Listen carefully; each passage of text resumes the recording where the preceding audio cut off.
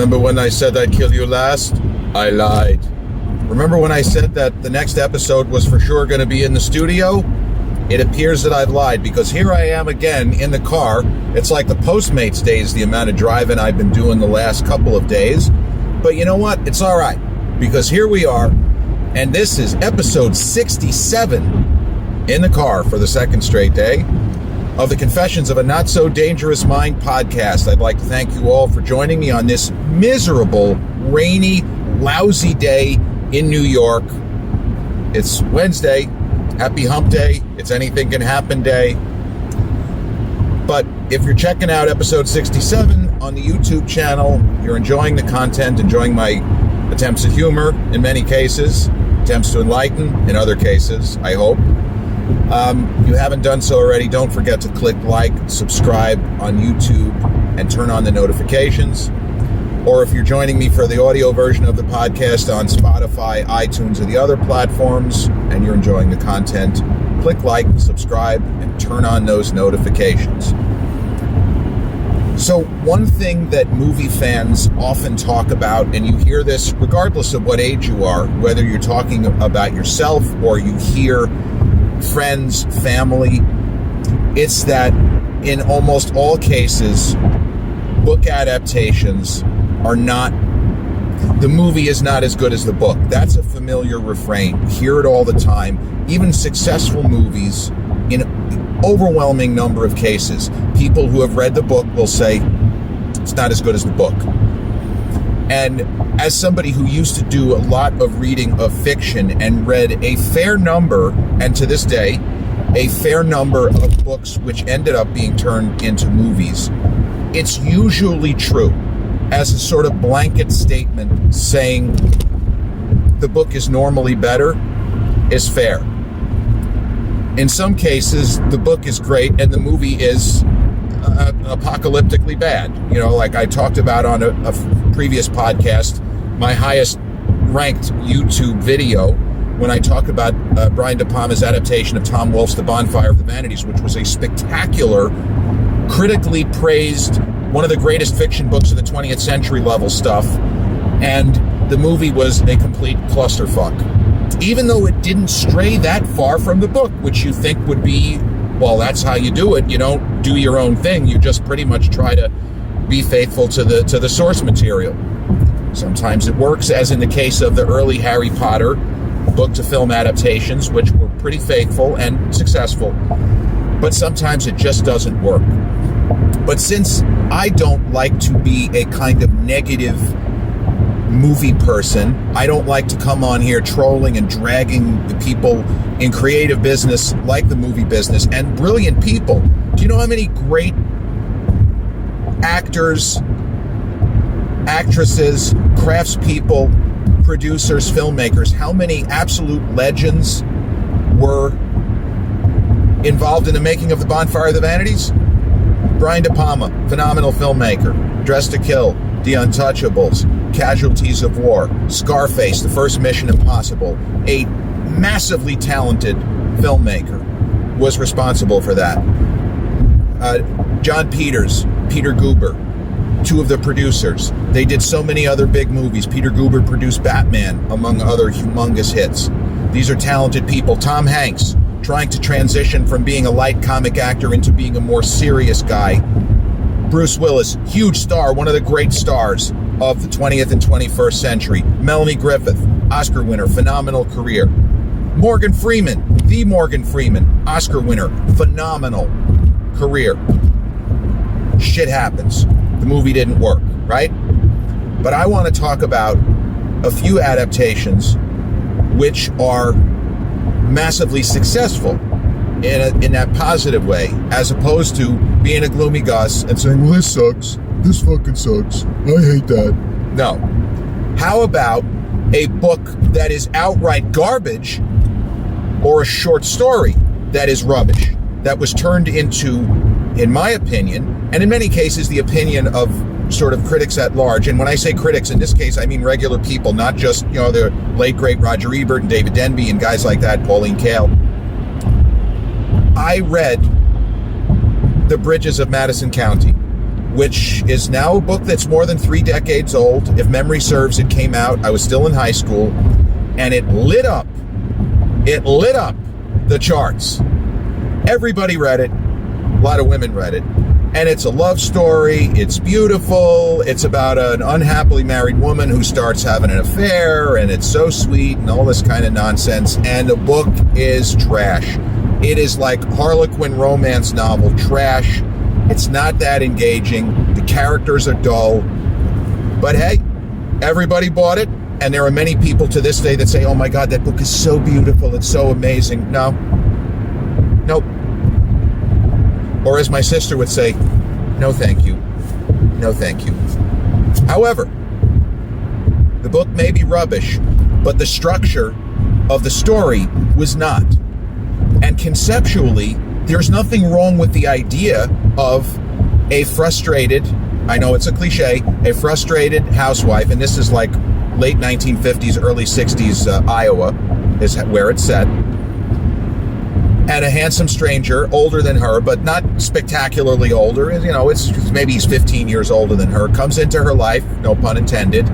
And they basically have they have what amounts to a 4-day affair, I guess you could say. It starts out as an emotional affair and it turns into a very, very physical one. Follows the plot of the book, and Steven Spielberg was involved almost from the start. I don't remember if he ever said that he thought the book was a piece of shit, but I know I can make a great movie. Like, I don't know the specifics. I know that he was involved, and at one point, it was his intent to direct, but he always, from when he first read the book, and even if he said, this might make a good movie, this book is shit, because almost everybody involved in the production, they danced around the fact that the movie is terrible. Spielberg always wanted Clint Eastwood to play Kincaid, or Robert Kincaid, the kind of central character or second lead, if you will, because the main character is the housewife, Francesca Johnson, played in the movie so magnificently and beautifully by Meryl Streep. Spielberg was going to direct, and then his attention was pulled into other directions as he started, presumably long-range planning for Saving Private Ryan and Amistad and some of the other films, and DreamWorks, getting that going. So he had a lot of stuff going on in the mid-90s. And Clint originally, and this is not the only time this happened in Eastwood's career, was going to simply act in it and possibly get involved on the production end, but not as heavily as many of his sort of pet projects, like he had just done Unforgiven, he had come off of, and A Perfect World, which was all him. He produced and directed it. It's one of his most underrated films, by the way, Perfect World with Kevin Costner, another one of my favorites. But Clint was involved with Bridges of Madison County. And the original idea was the guy who had directed a Best Picture winner, Driving Miss Daisy, Bruce Beresford. Clint was a fan and was going to be the filmmaker on that. And it just didn't, what Beresford was doing, the way that he was filming and deciding on certain things with editing and how he wanted to assemble elements, it wasn't working for Clint. And, either Beresford got fired or he quit before he got fired. I believe he simply got fired, but they didn't exactly call it that. And Clint just took over and did it himself. He directed the movie himself. And he changed the core in terms of the unfolding of the narrative. The movie begins in present day, and it does it in such a way that it just works better than what they did in the book, what Robert James Waller did in the book. And I saw that movie on its opening day. Now, bear in mind, I was through my second semester at New York University in the spring of, early summer 95. It came out in May. I was already a huge Clint Eastwood fan. I had done cartwheels when he won Best Director in Picture for Unforgiven. I was over the moon that In the Line of Fire was such a huge, massive box office hit, and more acclaim for him and the acting side. That was a movie that he did not actually, he was only a hired gun. He was not involved in the production of In the Line of Fire. Wolfgang Petersen, who also did Air Force One, among other terrific films like Das Boot, directed In the Line of Fire. So Clint's career was still just ripping along as he hit his mid-60s. He got the AFI Lifetime Achievement Award at the 95 Oscars as Bridges of Madison County had rapid production. But the movie is fantastic. It's an old-fashioned, four-hanky, weeper, cornball romance. And, you know, Clint Eastwood has had a lot of different relationships with different women in his various movies, but he almost never played a conventional romantic lead. It's very rare for him. You know, for a huge star, he took a totally different path in terms of, you look at the other big hitters and his contemporaries, and in many cases, good friends like Jack Nicholson and Warren Beatty and Redford and Dustin Hoffman, and even guys like Roy Scheider and Charles Bronson, especially, you know, Redford and Beatty. Clint did not play that many conventional romantic leads. He really didn't. And you had a movie that he directed, for example, Breezy in '73 with William Holden and Kay Lenz, where he wasn't in that movie. And that was a story where William Holden essentially played a conventional romantic lead. So, Bridges of Madison County, the movie, I believe is one of the best cinematic love stories. Up there with David Lean's Brief Encounter with Trevor Howard and Celia Johnson, which I think may be the best cinematic romance ever made. It's certainly in the conversation. But Bridges of Madison County is right there as just an extraordinary, you know, where the story really gets under your skin, and the characters and their hopes, their dreams, heartbreaks, everything. And it all works. And Clint's direction is magnificent because, yes, there are moments of high drama. There are moments of tears with the characters, and the audience feels it. But it's done so tastefully. It's done so quietly and almost stately and matter-of-factly that it works. And the fact that Clint, who not known as necessarily a great actor, he's a movie star, but it is fair to say he holds his own with, in the words of Sylvester Stallone, marvelous Meryl Streep. And Meryl got yet another Oscar nomination for Bridges. And I got to tell you, I love Susan Sarandon as an actress. I mean, she's a little wacky with some of the crazy stuff, in my opinion. You know, her and Tim Robbins at the Oscars a million years ago, there was this whole controversy with these people who were trying to emigrate, and they were on a boat, and nobody knew what to do with them, and they kind of were grandstanding a little bit at the Oscars, and it was just really weird. But Susan Sarandon, I believe, is a phenomenal actress. She's been in so many great movies, and she ended up winning the Oscar that year for her, at the time, her partner for many years, Tim Robbins, Dead Man Walking, which is a very difficult film. It's a very difficult film. It is essentially about the death penalty, and it's one of Sean Penn's finest performances. He could have easily won Best Actor that year. It ended up going to Nicolas Cage for Leaving Las Vegas. But the idea is that Susan Sarandon gave an amazing performance. But if you want to say whose performance was more skillful, Meryl in Bridges. It's some of her finest work. The fact that she mastered not just an Italian accent, but she mastered a very precise and specific Italian accent. And she brings you through the entire gamut of emotions of her character, who goes through these unbelievable days and then has to deal with the ramifications of that, even if it's not a question of she's caught cheating or her kids find it. It's not that kind of movie. It's not scandalous in that way. But the ramifications emotionally and psychologically, and even to some extent physically, Meryl plays it all, and she just nails it. She's so good. And there's always a sense, maybe among younger people, to kind of not realize, because it's difficult to kind of gauge performances. But if you just know Meryl as the kind of older lady from, Devil Wears Prada, for example, or some of her other roles, even recently in Don't Look Up, where she's playing a comical sort of villainous character, she was really, really, really good. And she does such great work in Bridges, and Clint matches her. And it's a movie that I'm not going to give it 4 stars, but to me, it is a 3.5-star movie. If Brief Encounter is the best cinematic romance, in my opinion, better than The Way We Were. I really like Barbra Streisand. I like Robert Redford, but it's not that great. It's not that great. I'll put both Bridges and Brief Encounter ahead of it. And Brief Encounter has certain elements in common with Bridges as far as the kind of forbidden love, but Brief Encounter in a sense is demonstrably worse because both principals are married. In Bridges, Clint's character is a bit of a loner, or as he says it, I'm a loner, but I'm not a monk. Meaning he has, for what's possible, there's no Tinder in 1958 or anything like that.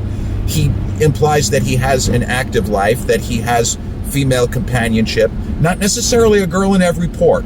And that's a point of contention and a famous scene where he and Meryl kind of have it out. It's weird to have it out with somebody that you're not together with and probably can't ever be.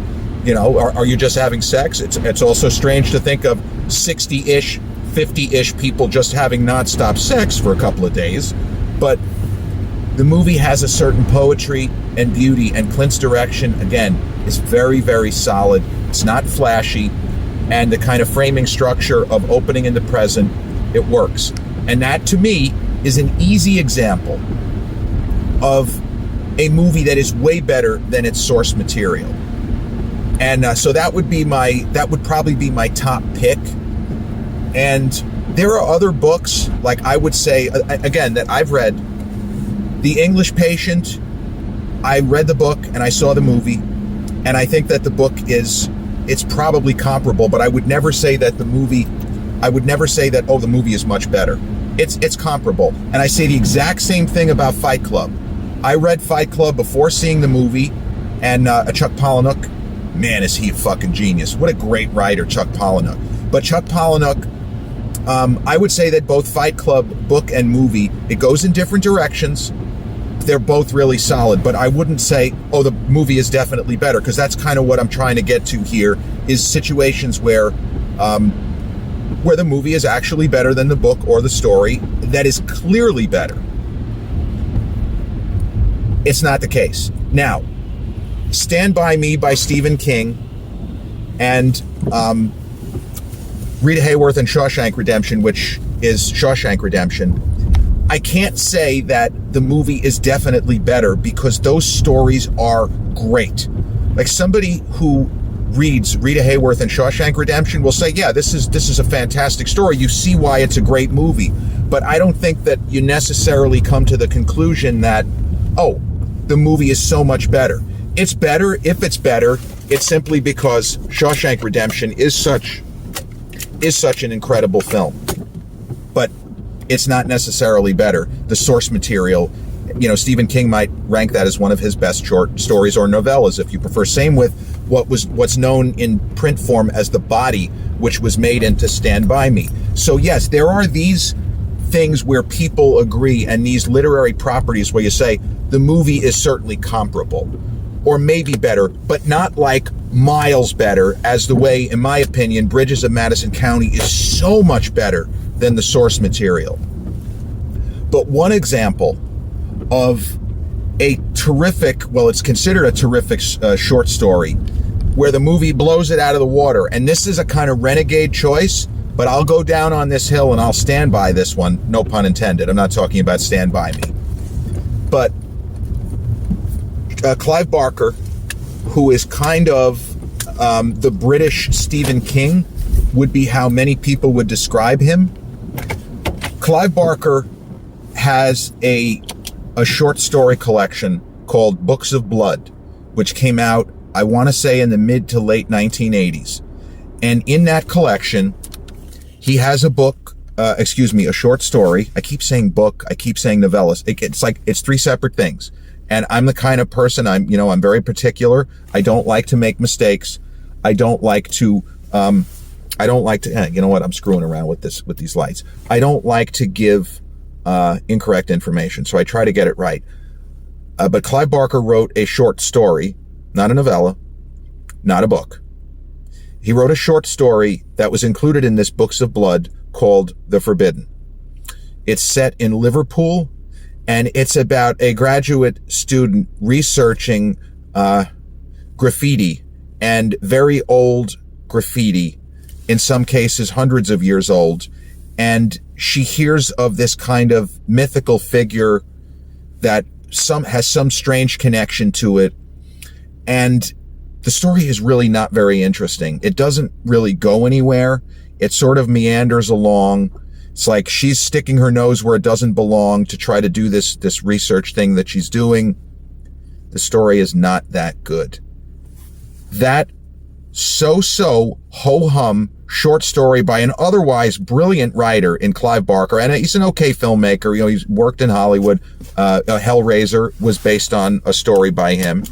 And Lord of Illusions, he actually got his name in the title. That was another film from the same year as Bridges of Madison County. I believe Scott Bakula was the star. It's called Clive Barker's Lord of Illusions. That was also based on a Barker short story. But The Forbidden, a talented young filmmaker who had done 2 movies, which this doesn't really mean anything, but Roger Ebert had really liked both of them. They didn't all get great reviews. One called Paper House and one called Chicago Joe and the Showgirl, which was with Kiefer Sutherland, a young Kiefer. Bernard Rose, a writer-director, hasn't really had that great of a career since, but Bernard Rose read The Forbidden, and he had, I guess, had enough standing in the industry where he was able to turn The Forbidden into a horror idea. And that became what is now a franchise, Candyman. And the original Candyman is, if you watch the movie and the credits, it is based on the short story The Forbidden by Clive Barker. So much is different. And every change that Bernard Rose and whoever else was involved, you know, in the production team, it was, I believe it was TriStar Pictures, if I'm not mistaken. And I don't know if it was Mike Medavoy. It may have been Medavoy. He was like one of the head guys, I think, at TriStar at the time. But every change that was made from the story worked. Instead of having this one woman researching, like, it's not even urban legends, it's old, like it's graffiti, it's all this shit, and she encounters this strange figure, this strange character. They turn it into a full-on horror film, a mythical, hook-handed figure, a demon that was, you know, like the vengeful spirit of somebody who died a horrible, unjust death. And then you get into all kinds of a racial angle, which normally would seem like pandering, but in the world of this film is not. You're basically learning about the horrors of living in slums and in what was known as the Cabrini Green housing project, where the realities of day-to-day life might almost be worse than a hook-handed killer. Like, there's so much stuff in the film, and everything works, from the performances, the production design, the practical special effects. I don't believe there is any CGI, even though CGI was, certainly we'd seen it in, you know, Terminator 2, which was the year prior, and other movies where there's very, you know, heavy special effects work. But in Candyman, you have a fully formed story. At least 80 to 90% of it has nothing to do with Barker's source material, The Forbidden. And in the movie, you have an actress, another person I really like, an Academy Award nominee for Sideways, Virginia Madsen, who plays a researcher. She is a doctoral candidate. She's working on a thesis at what I believe is Northwestern in Chicago. And she stumbles on this story of Candyman. And of course, she doesn't believe it's true. She's, well, this is fucking bullshit.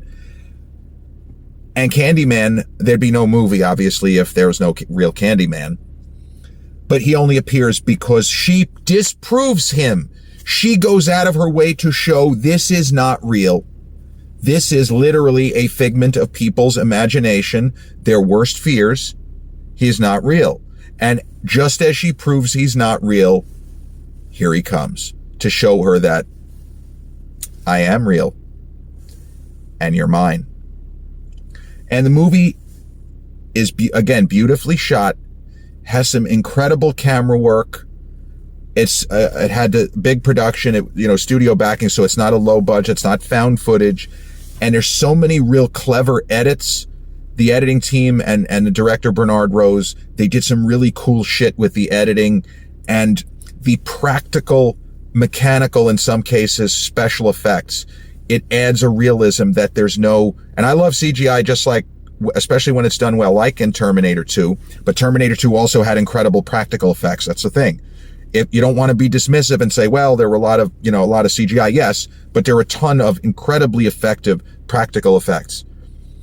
And in Candyman, all of the effects work is stuff that, whether it's hydraulics, whether it's a little bit of prosthetics, animatronics, they used all kinds of things and some really inventive, clever camera work to sell it. And I've argued, and I believe it is one of the best pure horror films I've ever seen. And by pure horror, I'm not going to get into crazy detail here, but I mean, my interpretation of horror is that Silence of the Lambs is not a horror movie. Get Out is not a horror movie, even though technically it is. If you look at the genre, they both are. But for me, a horror film deals with the supernatural. Therefore, Angel Heart, one of my favorite horror movies, or I have the little poster, the metal poster in my office at home, is a horror movie because it deals with supernatural. The Exorcist deals with supernatural. It's a horror movie. Candyman deals with the supernatural. And so in the realm of otherworldly events that cannot happen in the natural world taking place with a creature, in this case, that cannot exist in the natural world, Candyman is brilliant. And the musical score by Philip Glass, and some of you might know his work. He did some of the memorable music from The Truman Show, for example. Some of those great cues in The Truman Show were him. Philip Glass' musical score is a score that would have fit in a psychological thriller like A Silence of the Lambs, and it's used in a horror film to such great effect. The music really, to me, puts it over the top. It transcends from just a scary film, or as Roger Ebert, again, the late great film critic who I've talked about, he was a big fan of the original Candyman, and you could tell if you go back, read his review, even if you watch Siskel and Ebert, all of their reviews, almost every one of their TV programs are available on YouTube for the curious. But Ebert he was not expecting the movie to be anything other than a slasher film, and Ebert hated what he called dead teenager movies. He hated slasher films. He just thought they were garbage. And he's not wrong. I never really liked the slasher genre. I liked the torture porn genre like Saw and Hostel and Final Destination even less, but that's a whole other story. Ebert really liked Candyman. He gave it about as good a rating as that level of gore and horror film and a slasher ethos.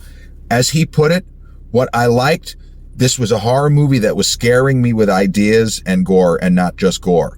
And so he was really into the mythology about it, and he was hooked and riveted. So the original Candyman was a box office hit, but it is a film where it has grown in the kind of estimation over time. It's actually, I don't want to say a cult film. I'm sure there are people where it is a cultish type thing, but it is considered a better movie than when it came out. There are very few horror film aficionados, especially younger people who weren't even alive perhaps when it came out, because they love the old school, the kind of gritty feel. The fact that there is no CGI, that Tony Todd is incredible as Daniel Robitaille slash Candyman. And the reboot from, 2020, it's not really a reboot. It's a sequel. It's a direct sequel. Spoiler alert. It's a direct sequel 28 years later to the original. But Tony Todd is so good, even though he doesn't appear for probably the first 40 or 45 minutes. Every gesture, every line reading, he knocks it out of the park. He's phenomenal. And that's another reason, another thing that makes the movie special, that you have this brutal, but also somehow romantic in his way, hook-handed apparition. Is he real? Is he not real? All of that stuff. And it is a movie that in a wacky way, like American Psycho, where you can argue what's real, what's not real. Did Patrick Bateman really commit all those murders, or was it up here? Did Candyman commit all those murders? Or was it Helen Lyle? Or was it something that we don't know about that happened? But it all works. And most horror movies in that kind of slasher arena do not leave you with a shit ton of questions when it's over. And it's one of the problems with Candyman 2, which I saw in theaters. Did not like it. Not good. As strong as Tony Todd was, the movie doesn't work because it's just straightforward slasher crap. No mythology, nothing to think about, nothing to chew on, just lousy. And I never even bothered to see Candyman Day of the Dead because I knew it was just going to be more of the same. But the 2020 reboot slash sequel does leave you with a lot to chew on. Not as much as 1992, the one I'm talking about here, but worthy. And I would say that if you have not seen OG Candyman, as again, it's a 31 plus year old movie. There are a lot of young people that love current horror. There's nothing wrong with it. You know, me saying that I can't stand the Saw movies, it's not, you know, doesn't mean anything that you like them. There's something wrong with you. No. But if you're a fan of the kind of current crop of horror movies and haven't seen the original Candyman, highly recommend it. I don't know if it's free on streaming. At last check, I believe it was free on Tubi, which is a kind of ad-supported platform. It could be free on Amazon Prime or one of the others, or Paramount Plus. I don't know, but it's easy for me to say. I don't like to spend other people's money, but it's worth a $2 rental for 100% certain. It will get under your skin. It will leave you shaken, and it will leave you asking yourself a lot of questions. What the fuck did I just see? Is this what happened? Is that what happened? And to me, the best of cinema, regardless of genre, movies that make you think, movies that make you feel, 100%. And Candyman does that. And Bridges of Madison County, to a lesser extent, does it too. But they are both examples of the source material being or worse in the case of Bridges of Madison County. And in the case of Candyman, the source material, The Forbidden, is a totally forgettable short story. It's like out of the books of blood. Clive Barker, probably there are 10 stories in that big collection of books that he would say are better than The Forbidden. He had to have gotten a kick out of the fact that they chose that one to turn into a movie. And he's a huge fan of the movie. And I don't think just saying that because he got paid or whatever. He's talked about how much he likes that film. So I don't want to say my two favorite adaptations, because as I say, I love Shawshank, but my two favorite adaptations, movies that I think are fantastic, that massively improve upon the source material: Bridges of Madison County and the original 1992 Candyman. Those are the ones to check out if you are always listening to people say, the book was better, the book was better, the book was better, the book was better, the book was better. These are two where the book was not so good, and the movie is either masterpiece or very close to masterpiece level. And with that, we've reached the end of, I can't believe I'm saying this, episode 67. Wow, 2/3 of the way to 100 of the Confessions of a Not So Dangerous Mind podcast. I'd like to thank you all once again for joining me on my ride home. As you see, I have arrived home. My office is just upstairs, but I won't be needing it tonight. If you're checking out episode 67 on the YouTube channel and haven't done so already and are enjoying the content, don't forget to click like, subscribe, and flip on those notifications. Or if you're catching up on episode 67 on Spotify, iTunes, or the other platforms such as Amazon Music, iHeartRadio, and Google Podcasts, same general rule applies. If you enjoy the content, click like, subscribe, and turn on those notifications. I'll be back with episode 66, probably in the studio, but I'm not going to make any more promises since I just broke yesterday's promise. But all jokes aside, I'll be back with episode 68 real soon. Take care. Enjoy the rest of your Wednesday. Peace out.